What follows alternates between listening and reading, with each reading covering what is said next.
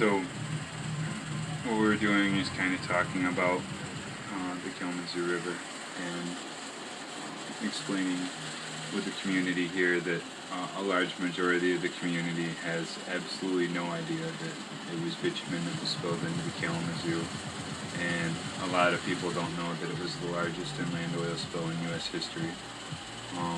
If you go around and ask people in the community, they'll say, yeah, there was an oil spill, but we heard it was cleaned up. Or else they'll say that the Kalamazoo was dirty because it had PCB and CCBs, which are other chemical byproducts from paper.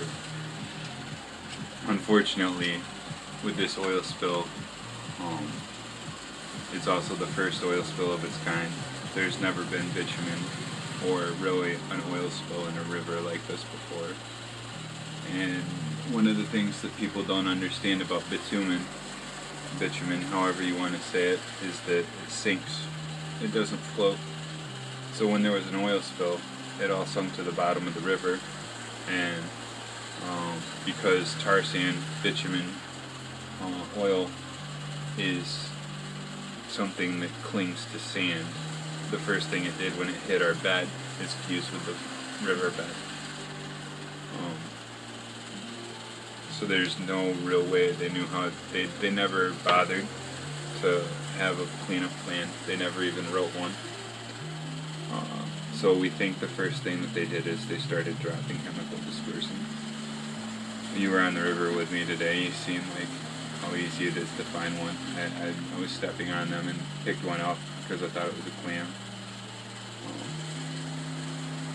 And that makes this even more dangerous. First you have the PCBs and CCBs.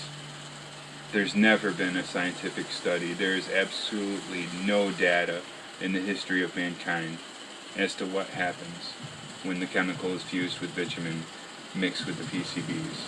We don't know how toxic they are. Imagine pretty toxic, because all of them are toxic. The PCBs alone and the tar sands alone are toxic. So when you fuse those together, you're already doubling chemicals. Just for instance, one chemical, PAH, polyaromatic hydrocarbons, when you mix them with CCBs, it increases the toxicity 18 times. From a different study. In a riverbed, we have no idea what happens. The scarier thing is that we find these formations all over the riverbed. Robert Naiman from the University of Alabama did one test on them, and they showed an identical match to core exit, which is something dumped in the BP spill. If it does ever turn out in history that that's what they dumped, core exit mixed with bitumen increases the toxicity of this oil spill by 52-fold. After that first test, scientists started backing off, and we couldn't get any more testing, so we can't legally prove that these dispersants were used, even though we can find literally tens of thousands of formations all over the bottom of the